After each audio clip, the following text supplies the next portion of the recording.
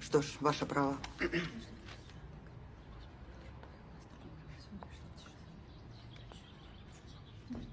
Вряд ли я когда-нибудь могла предположить, что попаду в такую ситуацию. Приехав в Тишин из Москвы, я оказалась сначала изнасилована, затем чуть не убита, а теперь меня обвиняют в несусветной чуши. Возражаю. Не по существу. Согласна. Подсудимая, вам есть что сказать по сути предъявленных вам обвинений? Я говорю по сути, Ваша честь.